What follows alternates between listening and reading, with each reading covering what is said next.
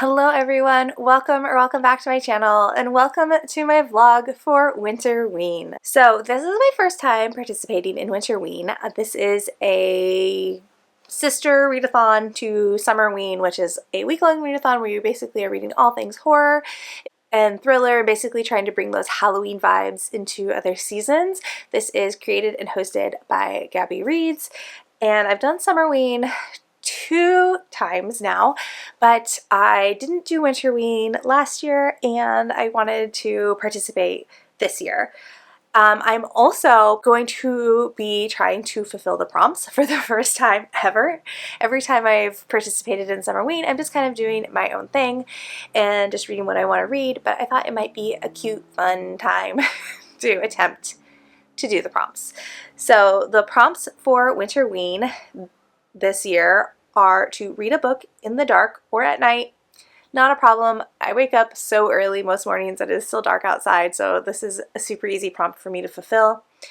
Prompt 2 is to read a horror or a thriller, and honestly pretty much anything in this stack could go into this particular prompt, but for that prompt I am going to be reading Come Out by Natalie C. Parker. This is a YA horror that just came out, I believe, towards the end of 2024.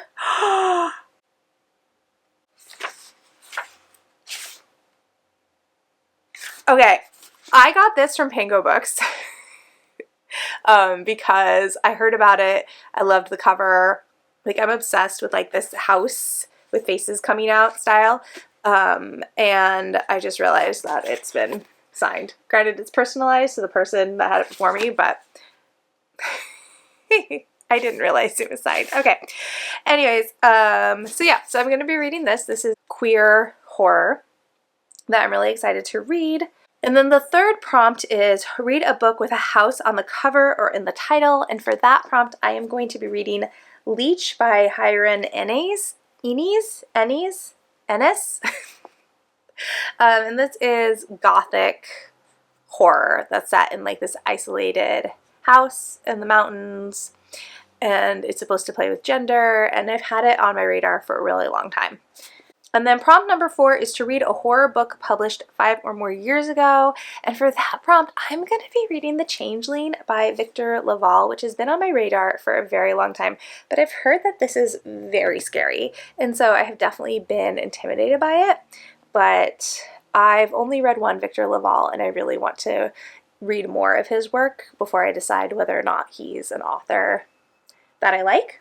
And then for the 5th prompt, which is read a novella, manga, or listen to a spooky audiobook, I am going to be reading But Not Too Bold by Hatch Puyo, and this is a horror sapphic monster romance that comes out in February, and I have an e-arc, and I want to prioritize it, and it fits into that novella category so well.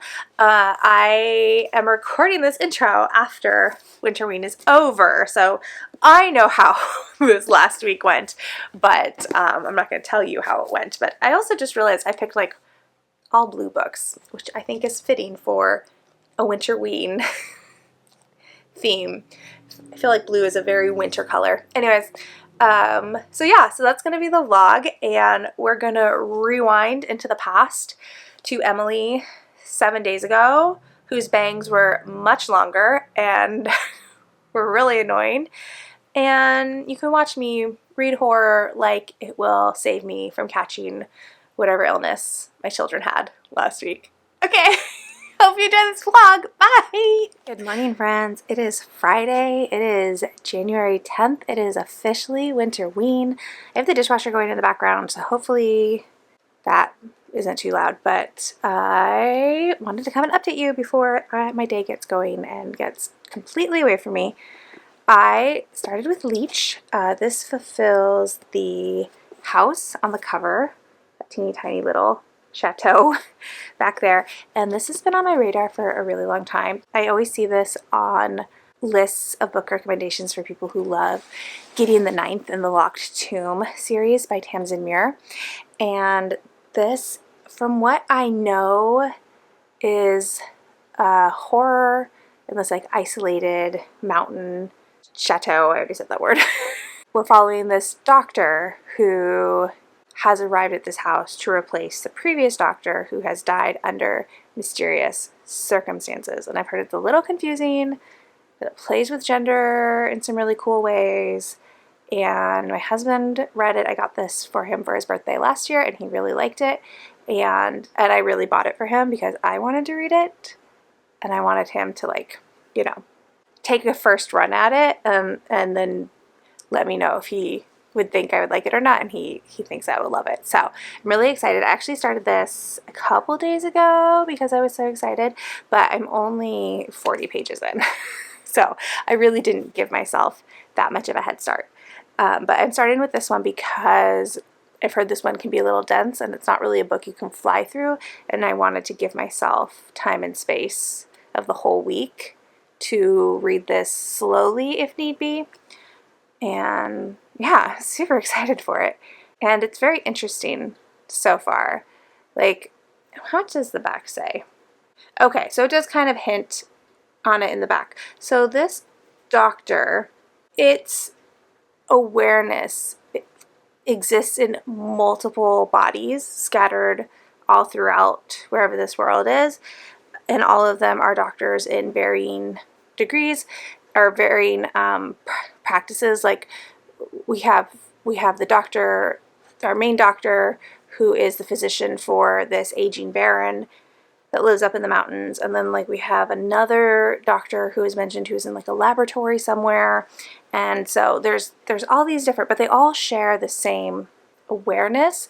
And so it'll be interesting so far because there'll be scenes, and our doctor that we're with will have like a flash of awareness of something going on somewhere else with one of its other, not personas, but you know what I mean? So yeah, so it's interesting how it's playing with perspective and having multiple, I don't even know what the words are I want to describe this. I'm into it. Not creepy, very interesting. It is kind of funny. Like the family that the doctor is the physician for are like sinister yet also ridiculous, because there's the Baron who is like an absolute ass, but like I can't help chuckling at some of the things he says. And same with his daughter-in-law, Helene. Her lines are all hilarious. Like I have laughed out loud a little bit multiple times she's talking because they're just so absurd and ludicrous. Like laughing is the only natural response. So yeah, that is how we're gonna start. I don't know how much I'm going to be able to read today. Sad to say, I'm subbing for a coworker this morning. Normally I have Friday mornings off and I don't have to go in until later in the afternoon, but I do have to go in this morning and then again in the afternoon. It is a running day because I was able to start running again because my knee injury from the fall healed.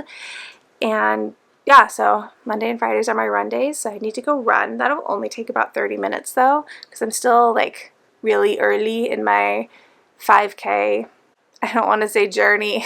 I don't want to say it. I'm really early in my couch to 5K training program. And at some point I need to go to the grocery store, but I do not know when that will happen. Also, one of my kids has been pretty sick the last couple days. They finally like have a much lower temperature today, and we're like experimenting with eating, seeing how that's going and if it stays in. So I just don't know. And I have not slept well like all week. So I have high distractibility, low attention span. I'm really looking forward to sleeping tonight, but it's just now 8 o'clock. I got a long way to go. Anyways, I'm officially just rambling, so I'm gonna go, but I wanted to come and say happy Winterween, everybody! Okay.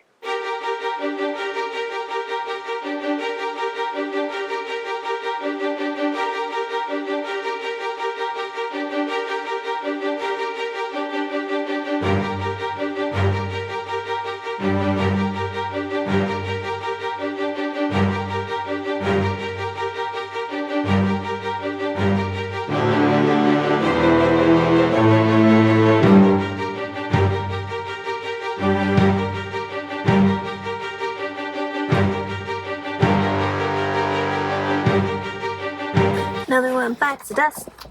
Another one bites the dust. Okay, I have another kid sick. They're dropping like flies around here. I just got done grocery shopping, and it's Saturday. Just got done grocery shopping. It's a little after 9. I normally do not go grocery shopping on Saturdays, but with subbing yesterday and everyone being sick, well, not everyone, but one child being sick, I just didn't have time, and now 2 children are sick, and so I needed to go just in case I fall. Oh, fingers crossed. Please, fingers crossed that I do not get sick, because I don't have time for that. I don't have time for that. The reading's going okay. I did start Come Out because Leech is not a fast read, which I think I mentioned already. So I'm about 70 pages into each of them. I really like Come Out so far, but I'm struggling with my reading so far this year, or just in January. Audiobooks are a real hit or miss right now, which is weird because I, historically am such an audiobook person, but I'm really struggling when I listen to audiobooks. Even if I'm immersion reading, I'm really struggling to focus and to pay attention. But when I try to just physically read, I am so distracted and I don't know what to do about it. So we're almost halfway through the month and I've only finished 3 books.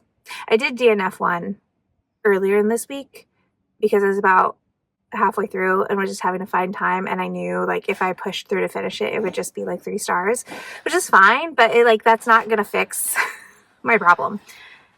So we'll see what today looks like. I think Gabby and Jan and Gavin are doing reading sprints later on today, so I'm definitely going to turn those on and try to read, but honestly, it really just depends on how much care my twins need and how much I can convince them to sleep.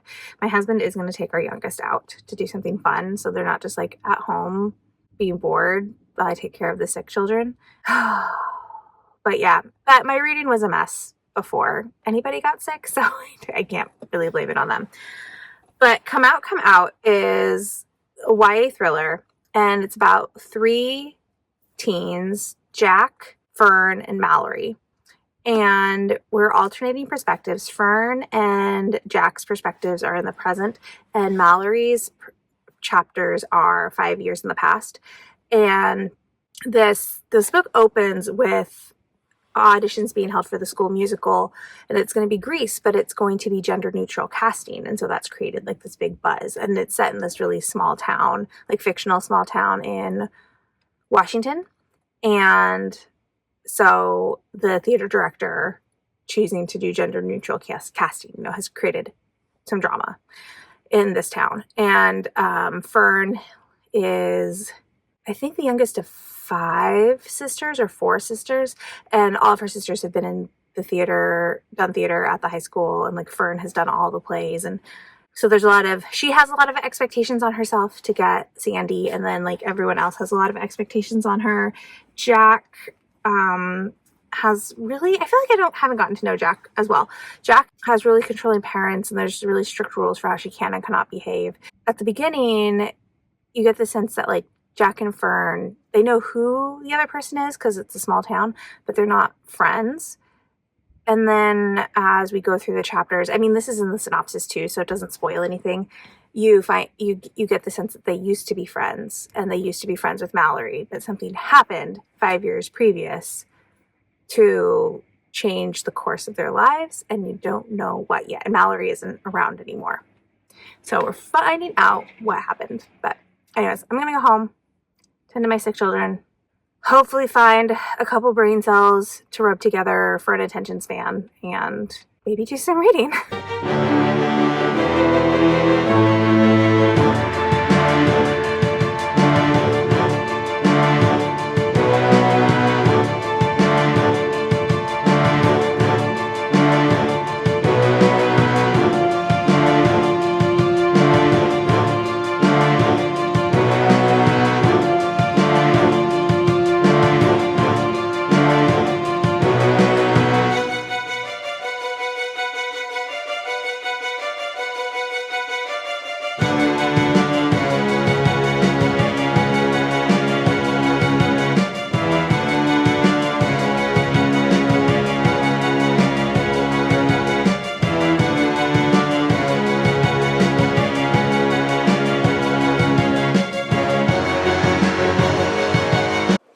Alright, it's the end of the day. I just got out of the shower and I just realized my watch isn't on its charging stand and I don't know where I left it, but not a problem for now. I actually did manage to finish Come Out today, so that's surprising.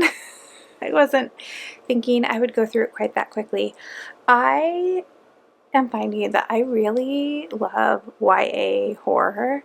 It just, I don't know, there's something about the heightened emotions in YA that I really respond to. It's like the same thing I really love about musicals, is that the feelings are dialed up so high, and I feel the same component at play in YA horror. I have yet to decide how I feel about horror in general that is about the horrors that society and the world at large put upon LGBTQIA plus people.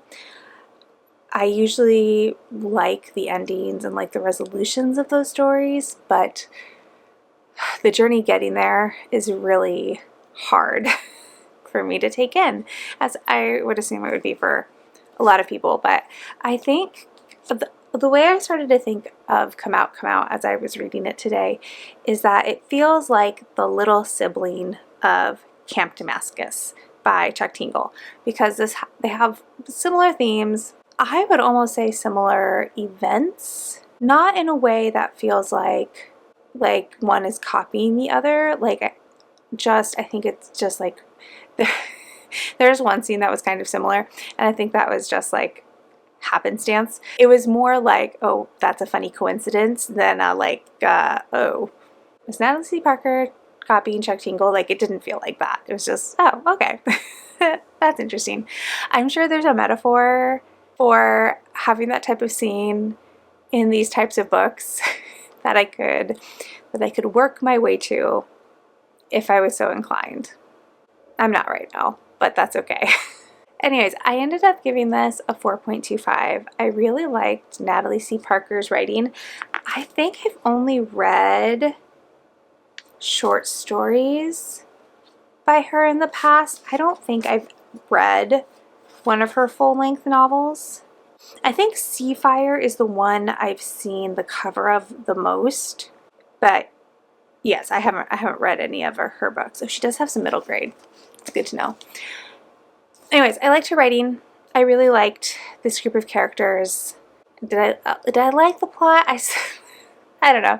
I struggled with the plot. I find it so horrific and upsetting to read about parents who don't love their child for who their child is, but instead cling to like the hopes and dreams and wishes that you have for your baby before they're born and when they're really little, when you don't know who they are yet or what they're going to grow up to be or what their interests are going to be. And so you have all those hopes and dreams, but then if, as your child grows older, your hopes and dreams and wishes for your child and the way you imagine their future, like those things all change because you're getting to know the person your child is actually going to grow up to be. And I always find it especially hard to consume stories where parents just refuse to see their child for who they are and refuse to love their child for who they are. So this book, it does have a little bit of religious trauma, mostly because one of the kids' parents are super religious, and there is like a church community in this book that plays a big part. I don't know that I loved the supernatural elements in this story, unfortunately. I thought there was some good horror towards the end of it.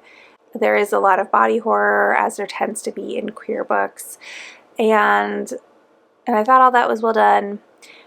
I thought the ending was satisfying. I would have liked maybe a little bit more towards the end. I feel like we had all this build up, and then the climactic action to the ending was a really short chunk of pages, and I kind of wish that had been stretched out a little bit, but I did really like the ending.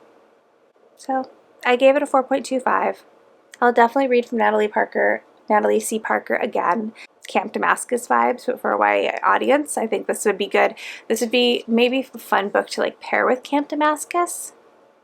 I don't know if you're a kind of reader who pairs their books. So yay, day 2 of Winterween, and I finished a book. Thank goodness. Maybe there's still hope for the rest of this month. So I think for tonight, because it's currently 7:13, the twins are asleep already. Hopefully they wake up and they feel better tomorrow. And the youngest is still awake but is off like doing their own thing. They're listening to an audiobook and playing like happy as a clam. So I think for the rest of the night I'm going to try and make a little bit more progress on Leech. And then tomorrow I think I'm going to focus on But Not Too Bold. This is an e-arc that I was sent from Tor. And it's horror. And it's a novella. And it's a monster romance, question mark. And I've been very interested in it. I hope it's good. But it's a novella, so theoretically I could read it in one day. However, I only have an ebook, and I am a painfully slow reader on my ebook, my e-reader, and it's an e-arc, so the format is funky. And there's no audiobook because it doesn't come out until February. So I might not be able to finish it in a day. But we'll see. I hope it's good. I hope it's good. So those are the plans, and I will see you tomorrow.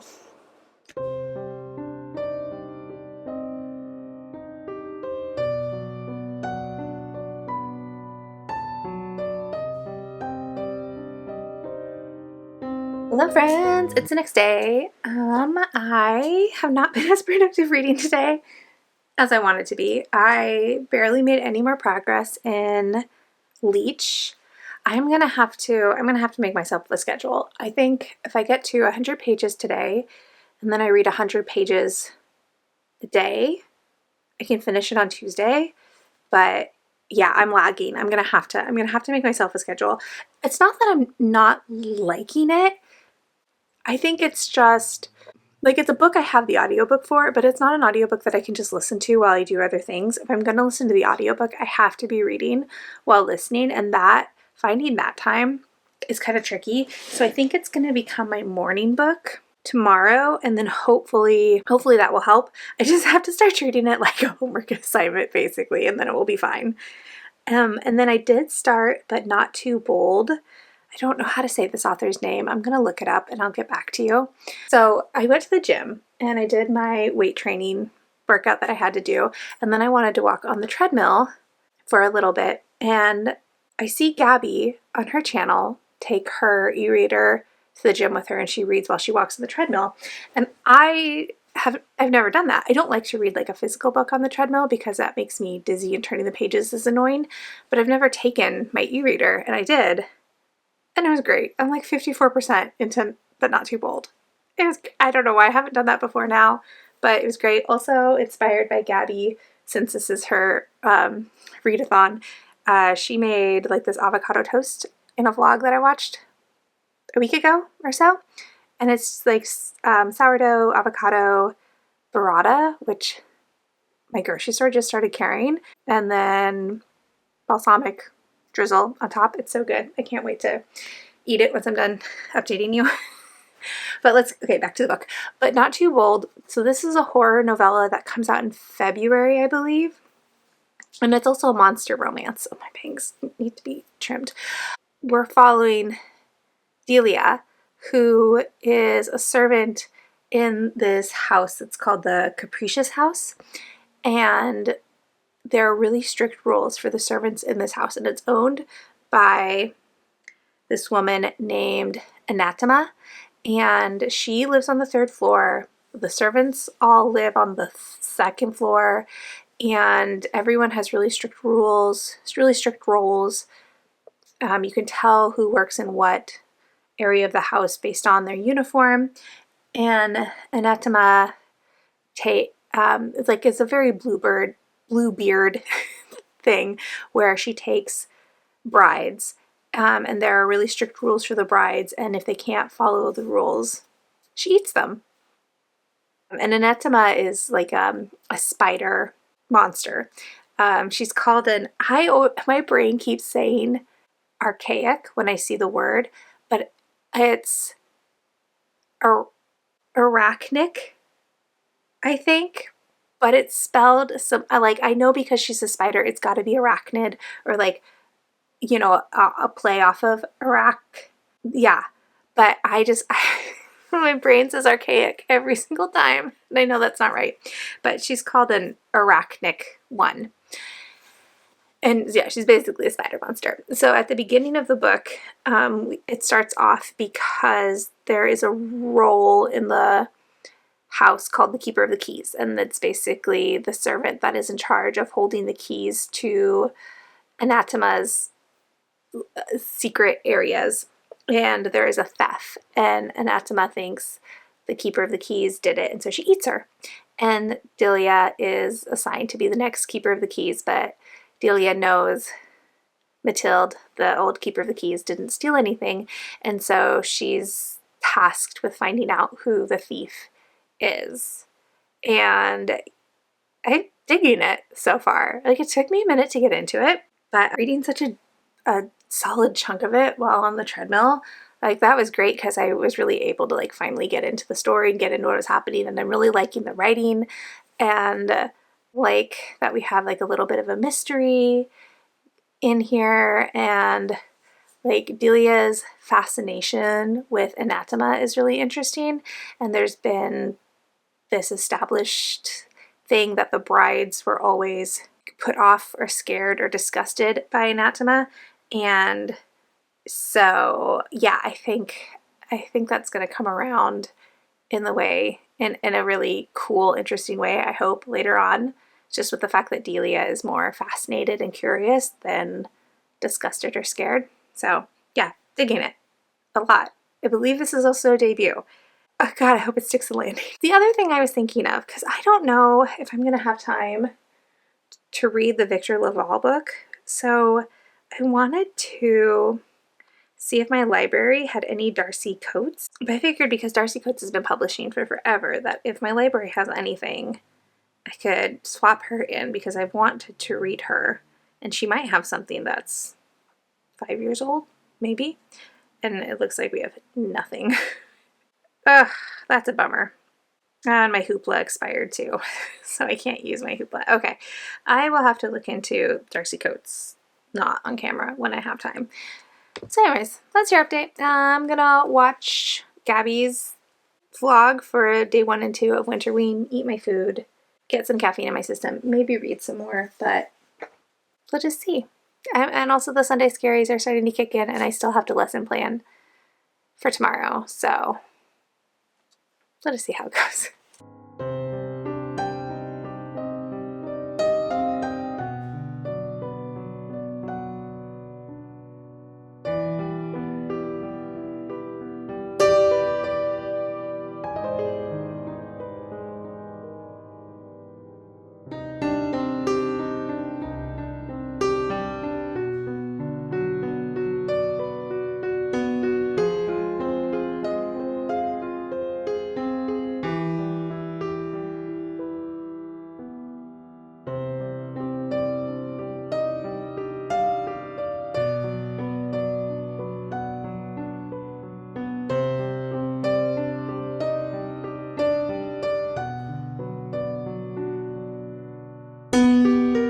Good morning, friends. I did not update you yesterday, so sorry.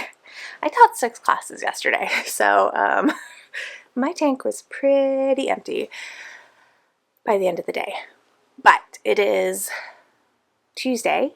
I think it's day 5 of Winterween. I did finish But Not Too Bold on Sunday, and I think I'm landing around 4 stars. I wasn't quite sure what to rate it when I finished it, because on the one hand, it wasn't anything like I expected it to be, but I also wasn't sure what to expect going in, so I don't really know that I had expectations. I definitely would say that this is more like a gothic monster romance than a horror. I think it definitely has some horror elements, but if I was gonna pick a main genre to shelve it under, I would not pick horror as its main genre. And I don't know that I'm going to give you any more plot than what I already gave you because it's such a short book. I mean, my e-arc was only 80 something pages, and then I looked on Storygraph, and the physical book I think is 160 pages, so it's really short. And it's different. I liked it. It's not cozy. It's not cozy. But the way the romance developed was so slow and not cozy because anathema. Also, I am such a dope. It was archaic. I don't know why I was like mentally adding extra letters that weren't actually in the word. So anathema is an archaic one. So like my impulse was right. I don't know why I overthought it like that. But yeah, so it's not cozy because of the actual reality of what kind of creature anathema is. But I think just in like the way they made space for each other, and maybe not how they got to know each other, but the pace at which they got to know each other, there were some lovely lines about, I don't know, bodies and like being detached from your body, and then but also like accepting your body and having like a really neutral relationship with your body, even though that's not like what the rest of the world is going to be like. And I really liked the writing. I thought it was beautiful. I think this is not Hatch Poyo's debut. They've written short fiction for a long time, but I think this is the first like individual thing that they have published that isn't like part of a collection. I don't know who I'd recommend this to. Or like I could definitely see this being people's like favorite because I think it has a lot of things to love. I just didn't get as emotionally invested as I was hoping to. So yeah, I think it's worth checking out. Maybe try it from your library first though, since I'm not giving it a glowing recommendation. But I wasn't disappointed by it, if all this makes any sense. So anyways, I have failed so far with my plan for Leech. I did get to page 100 on Sunday, a little past, and then I did not get 100 pages in yesterday. I think I did 60, and then I did 40 more this morning before I had to wake E up from school. The twins are still sick, and so I have like 120 pages left of the book. I don't know that I can finish it today. I don't necessarily know that I want to. I also don't know how I feel about Leech right now. It's not going to be a 5-star. I can tell you that much.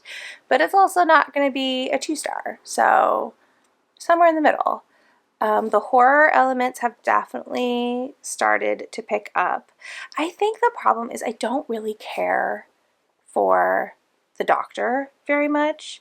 I mean, I don't actively dislike the Doctor, but I'm not super invested in what is going on with that character. I like, as horrible as this family is, I'm much more invested in the family.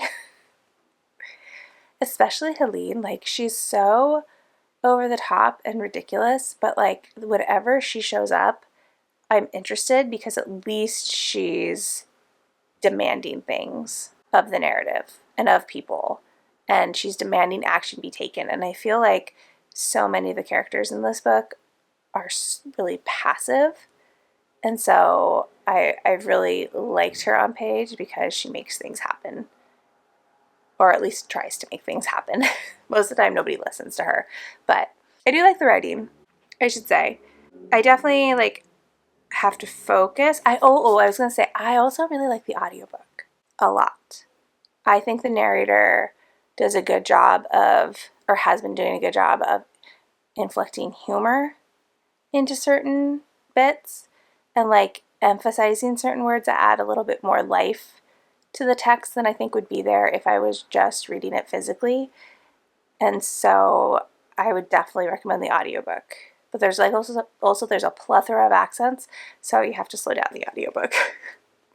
At least I do, from like what I would normally listen at.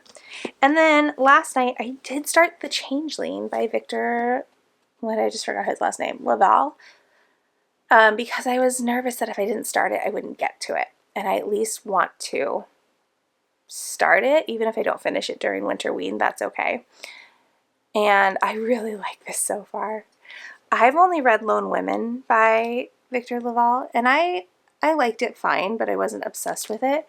And The Changeling is like a fairy tale horror, and so far the chapters are like super short. I really like the way he's telling this story. It's so different from the way he told Lone Women, but I'm really interested in what he set up so far.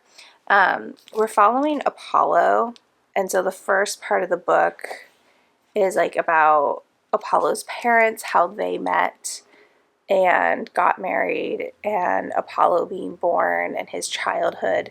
And then I've just gotten to like him and his wife Emma meeting, because the main plot of this is going to be that Apollo and Emma's child baby is taken, and then Emma disappears as well, and so Apollo goes on this journey into like a fairy world, to try to find them, to try to get them back.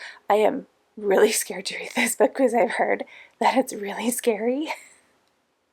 So wish me luck. Hopefully it's not as scary as I have heard it is, but I also I tend to dodge or not enjoy horror that has children in it, and this one having to do with parenthood. A lot of times they're a miss for me, but I'm really hopeful because I like the writing so much already that I will really like this one. I also, don't ask me why, I thought this was a novella before the library delivered it. I don't know why I thought it was shorter, but it's like 400 pages, so over 400 pages, so very real chance I will not finish this in the next 3 days, but I gotta do the best I can.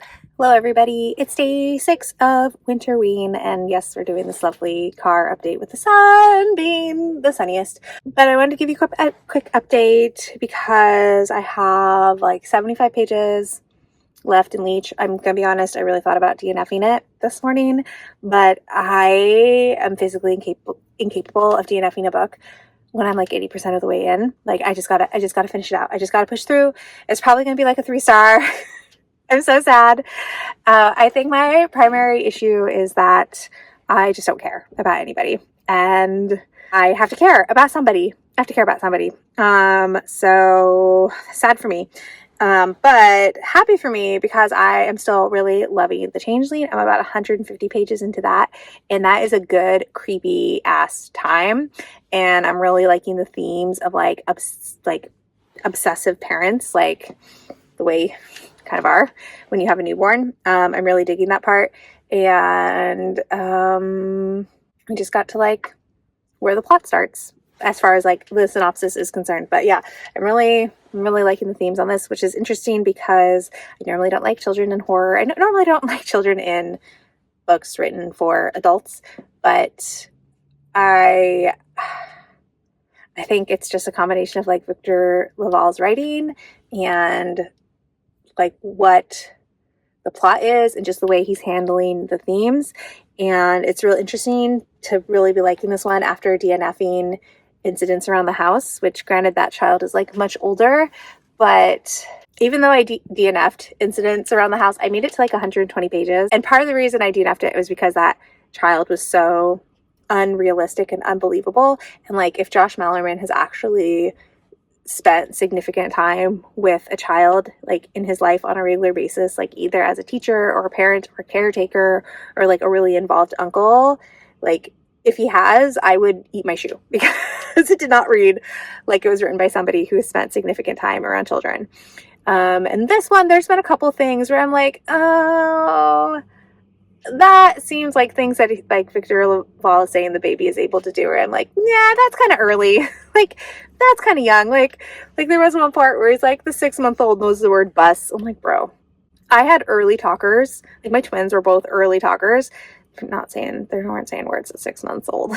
This is not how children work. So some of it is still not great, not super realistic, but because like the baby, like even though it's about parenting and about like that, like the baby isn't like a huge, I mean it is, but it isn't. Anyways, I think it's because the baby's so young and it can't be like a actual character.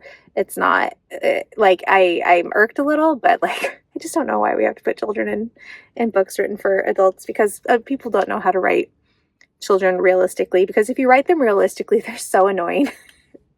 And if you write them unrealistically, then it's just like, well, that's not how it actually is to have children in your life. So like, or maybe like all authors who write for adults need to have like a mentorship program with a middle grade author. Yeah, that would solve the problem. Anyways, this clip is already like way longer than I wanted it to be, but those are your updates. Winterween technically ends tomorrow. However, I think I might go to Friday because one child went back to school today. I think, fingers crossed, the other one will be able to go back to school on Friday, and I don't have to work Friday morning. So this vlog could go an extra day, and I could actually like finish all the books, which would be, so that would be ideal. Anyways, okay, I gotta go now because I gotta go home and take care of said sick child. So see ya.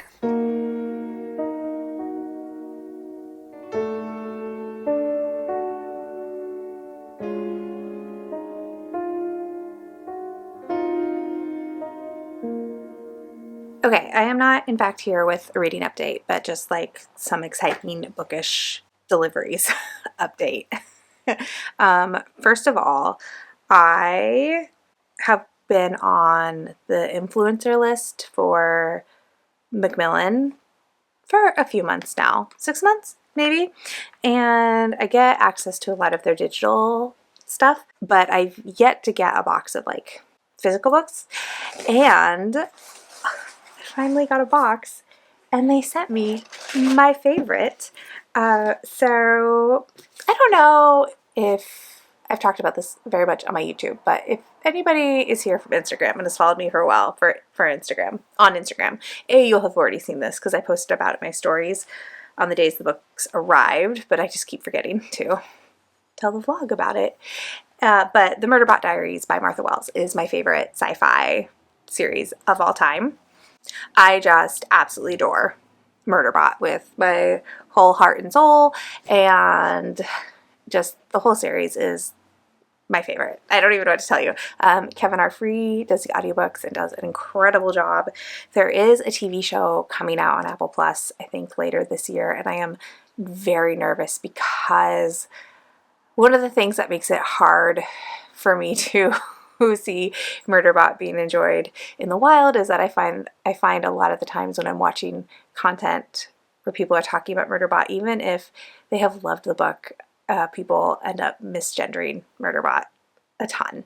And as a mom of two, well, one kid is still non-binary and the other one has decided that they are gender fluid, but I am still continuing to use they, them pronouns for that child because I just think if I don't use those pronouns, like nobody else in the world is going to use those pronouns for them. So yeah, just like it's an easy way that I can like affirm that part of their identity. So as a mom of two kids who do not fit into a specific cisgender mold, I don't get upset when Murderbot is misgendered, but is it hyperbolic to say it makes me sad? I have feelings about it. And I have feelings about it every time. Anyways, so I'm not excited for the TV show, but I do desperately love the books. And Tor is republishing them in a 3-volume omnibus, and they sent me the omnibuses. And I'm omnibuses? Is that right? What is the plural of omnibus? Anyways, Tor sent me them. And it's still the original covers, just with the colors dialed up a little bit, which I really love. And so Volume 1 has All Systems Red and Artificial Condition. Volume 2 has Road Protocol and Exit Strategy. There is a full novel called Network Effect, and I don't believe they are republishing Network Effect to match, which would not be a bad idea, Tor. I would buy it. And then Fugitive Telemetry and System Collapse. are together. So yeah, that was really exciting and made me so happy. And so I'm going to go put these on the shelves with the novellas. And I was telling my husband, I love it because this also fixes the problem that I have with my novellas, and that Tor has changed their little logo over the years. And so my novella spines do not match because they changed their logo at various points. Also, the novel is like just a hair taller than the novellas are, which is also a problem. So I just like, thanks, Tor, but can I talk to whoever is in charge of your book formatting? Because it's so annoying. That network effect is just ever so slightly taller. Anyways, and then the other thing that I did is I got sick of not being like the other girls, and I ordered a clear case to go on my Kobo, and it arrived today, and I'm so excited. I also ordered a pop socket, and that is on its way too.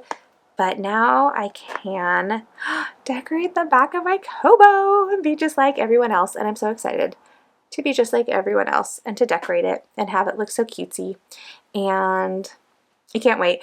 Somebody I follow on Instagram had like a really cute background on her. She has a Kindle, but she had a really cute background on hers with her stickers and her pop socket. And she said she just found a background that she liked on Canva and then printed it out and then put that on the back. So I love that idea. I might have to like not do my whole Kobo because my on button is right there. So I might have to like just do like this half if I do that route, but we'll see. We'll see. But anyways, I'm very excited. So those are your book related updates, even though I have no reading update because all I've done this afternoon is clean. I've done so much laundry. I cleaned the bathroom. But child number 2 no longer has a fever. So fingers crossed, if she stays fever free, she wakes up tomorrow feeling good, she might get to go to school for a half day tomorrow. It should be wild. They've been sick. We've been had sick people in this house for forever. Okay. It's enough yapping. I gotta go do some more stuff before I go back to work.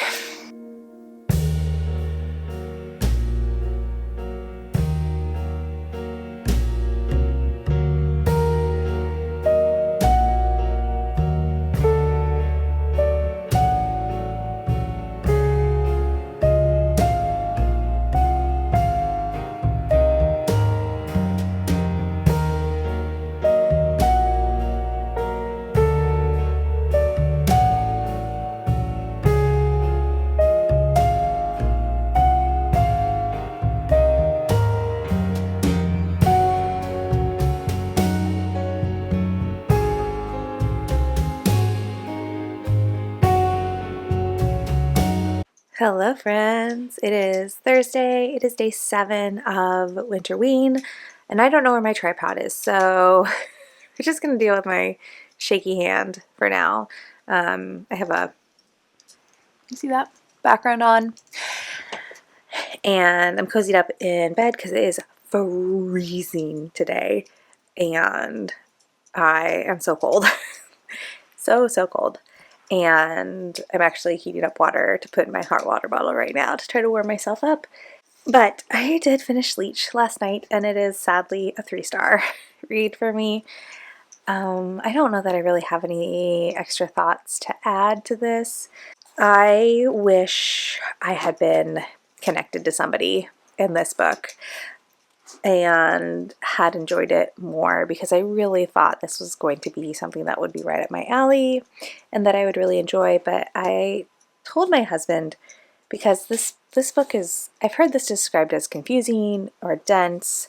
I've heard it like wrecked for if you like Gideon the Ninth or just Tamsin Muir books in general, that you would like this. And I would say that the difference for me is that in the Locked Tomb series, when those books are confusing, I am so invested and in love with Gideon and Harrow and basically almost every character that Tamsin Muir creates, that my love for those characters will see me through any confusing parts or dense parts or parts where I'm like, I don't know what the heck is going on, but I trust that Tamsin will get me through to where I need to be. And I feel like Tamsin Muir does a really good job of establishing that trust in Gideon the Ninth, especially because Gideon is such a compelling character. And if you love Gideon as a character, then you are able to ride through whatever she's going to throw at you during that book. I didn't have that person in this book. We're pause. I'm going to go grab my hot water bottle. Okay, hot water bottle has been acquired. So now maybe I can warm up a little bit. I'm going to start with my legs. If my legs get cold, I have such a hard time warming up again. So anyways, I think those are all my thoughts about Leech. I just wish I had been more invested with what was happening. I definitely probably missed some things. Yeah, and this might be a book that I could potentially reread in the future because I didn't hate it. And again, because I feel like I missed some things that maybe if I reread it, I would pick up on more things and enjoy it more. I don't think it's a bad book at all.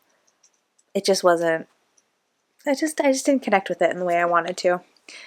All right, and then I am still working on The Changeling by Victor LaValle. I am 154 pages in. This is the only thing I am reading now. Well, as far as WINTERWEEN is concerned, this is the only thing I'm reading right now.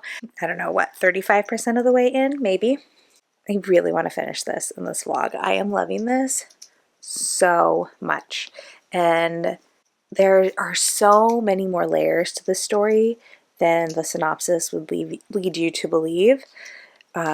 Because at this point, I've gotten to where his wife has done the heinous thing that she does, and then she has disappeared. And Apollo is reeling. It's been like 3 months since that has happened, and Apollo's reeling with the grief and the trauma of the thing that happened, and he hasn't started on the journey yet. I'm really looking forward to when that happens. I don't even know how to describe how much I'm liking this book, and more specifically, how much I'm loving the writing in this book. It's so good, which I mean might be kind of a statement, but I wasn't blown away by his writing in Lone Women. Like, I liked it, but I didn't feel it, and I feel the writing in this one so much. And I just think it's so masterfully done, and like definitely my favorite like fairy tale adjacent book so far that I think I've ever read, because generally fairy tale retellings or fairy tale adjacent stories don't really work for me, but I'm loving the cadence of this one. I'm loving Apollo. I'm just loving the way Victor LaValle writes about parenting, being a parent, and the obsessive side of being a parent. I think it's all so good. So I'm hoping to just focus on this today, and then I will continue the vlog tomorrow, even though WINTERWEEN will be over, just because I do want to wrap up this book and give you my final thoughts. It hasn't been truly scary. It's been unsettling and upsetting, but so far in very like real world ways. The supernatural element hasn't really entered into it yet. So I'm hoping it'll pop up soon. And I'm interested to see if I like it still when the supernatural element gets introduced, because there was definitely like a reveal in Lone Women that, well, I'd accidentally, well, no, not accidentally, I'd purposefully listened to a podcast discussion of Lone Women, and so I had spoiled that for myself because I knew what the twist was, and so it wasn't as impactful as maybe it is if you go into that book not knowing what the twist is going to be. But I don't know what the twist is in this book, or if there even is a twist, so we shall find out. So I'm going to burrow and read for an hour. I do have to go back and teach later today, but tomorrow every child is going to go to school. and it's going to be glorious, and I will have way more reading time. I'm also getting my bangs trimmed tomorrow, which is great because they were fine until this week, and now they've been bothering me so much.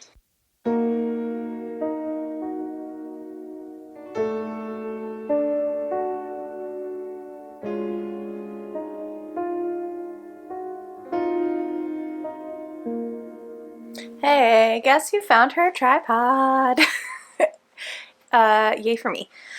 Okay, WINTERWEEN technically ended yesterday, but like I said, I really want to try to finish Changeling so I don't leave this vlog on a cliffhanger. I'm about halfway, maybe a little over halfway. Honestly, I'm sitting down a little bit later to read than I had intended. It's like a little after 10:30. Also, all the kids are back at school, thank goodness, but also now I'm not feeling so great, so I don't love that. For me, I do feel like I'm getting a cold. Hopefully that's all this is. So I wouldn't love a cold, but I can handle that. I cannot handle if I get what my twins had. Anyways, I do have appointment to get my bangs trimmed in a little less than an hour and a half, so I'm going to read until I have to leave for my appointment, and then I'm going to come back home and just read for the rest of the day. I had to go grocery shopping this morning, and I did briefly look at the audiobook because it's on Everand, and I just resubscribed to Everand. But Victor Laval reads the audiobook, and I listened to a little bit of it, and it was fine. Like, I listened to the sample, and it was fine, but there wasn't a lot of inflection in his voice. It was very, like, borderline monotonous, like the same note. There wasn't a lot of variation, and I'm loving this so much that I don't want to listen to the audiobook and then have it change my enjoyment. So I just listen to podcasts at the grocery store, but now I'm gonna sit down, and I'm hoping I'm on page 244. Can I read 100 pages in an hour? That might be flying too close to the sun. We're gonna see. Okay, so it's 10:40. I'm gonna read until 11:40, and I'm starting at page 244, and we'll see how far I get in that time.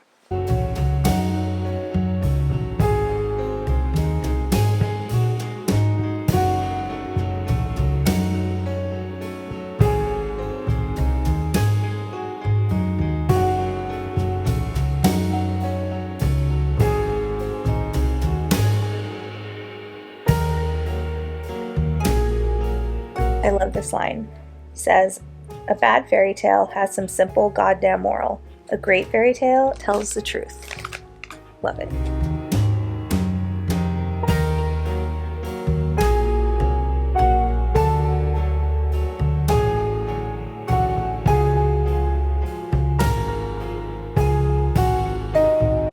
Okay, I cannot, in fact, read 100 pages in an hour. In case anyone is wondering.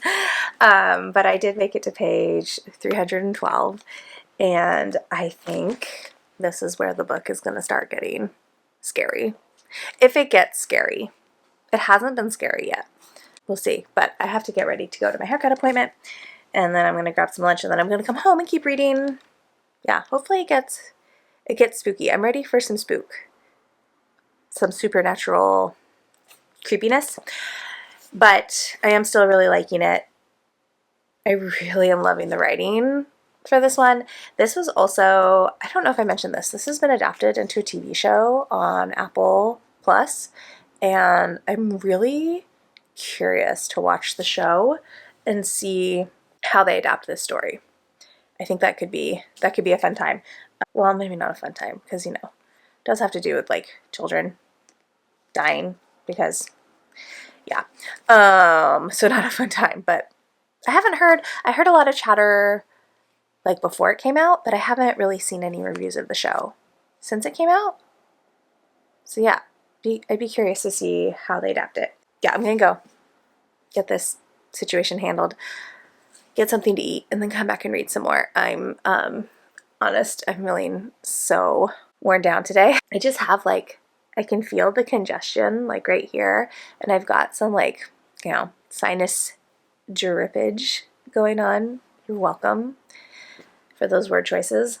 And I'm really glad I called out of work this afternoon because, like, yeah, I could tough it through an hour-long class, but I'd rather not. I don't think I'd be a particularly effective teacher, like, based on how I feel right now, because the congestion is also giving me, like, an insane amount of brain fog.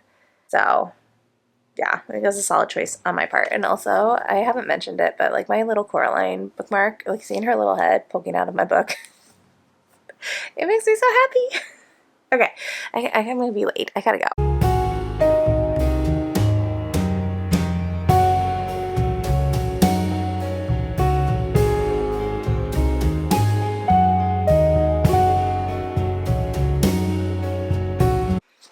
I haven't finished yet.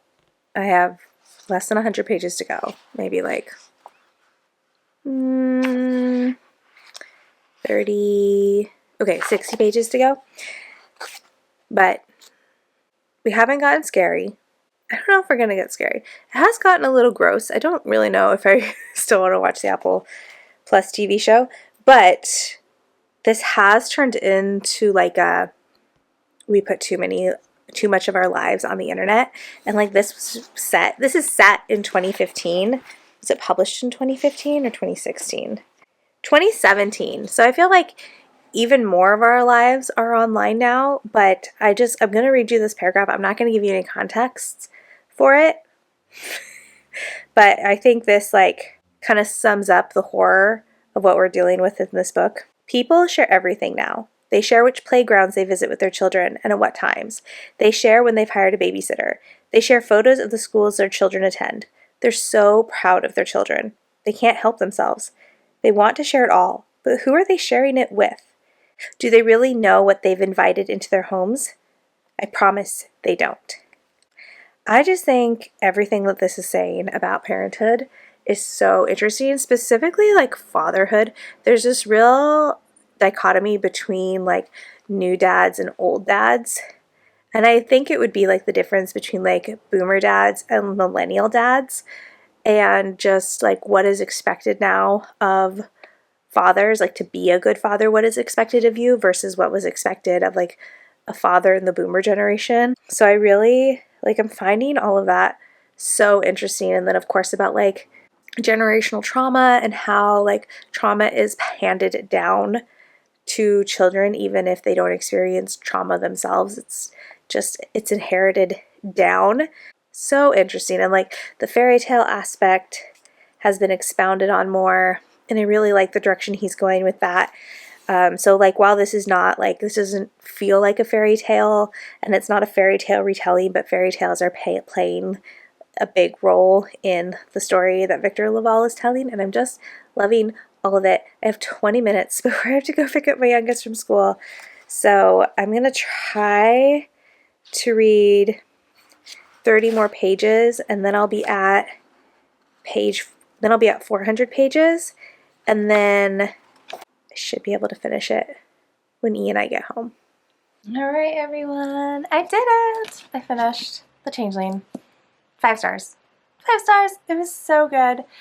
And though now I'm on the fence about whether or not I actually want to watch the TV show, I don't know if I do. It's one thing to read it. It's another thing for me to see things with my eyeballs, and I don't think I want that for me. Maybe I'll watch like one episode. The first episode can't be too scary, right? I will say this did end up getting scary, just not in the way I thought it was going to be scary. So that was a fun surprise. I don't know about fun.